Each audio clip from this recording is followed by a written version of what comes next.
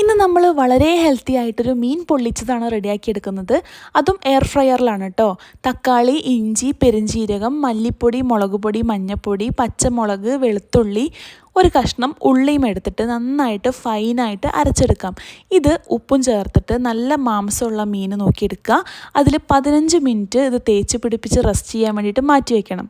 ഇനി ഒരു എയർ ഫ്രയറിൽ കുറച്ച് ഒലീവ് ഓയിൽ സ്പ്രെഡ് ചെയ്ത് കൊടുക്കുന്നുണ്ട്, അടി പിടിക്കാതിരിക്കാൻ വേണ്ടിയിട്ടാണ്.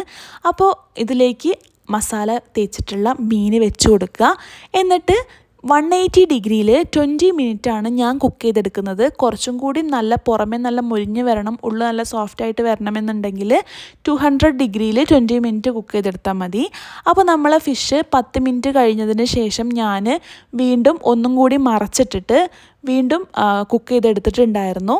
അപ്പോൾ നമ്മൾ 20 മിനിറ്റ് കഴിഞ്ഞതിന് ശേഷം ഫിഷൊക്കെ നന്നായിട്ട് കുക്ക് ചെയ്ത് വന്നിട്ടുണ്ട്. പുറമെ നല്ല ക്രിസ്പിയും ഉള്ളിൽ നല്ല സോഫ്റ്റും, ഒട്ടും നമ്മൾ ഓയിൽ ഒഴിച്ചിട്ടില്ല. അതുകൊണ്ട് തന്നെ നല്ല ഹെൽത്തിയാണ്. ട്രൈ ചെയ്ത് നോക്കുക.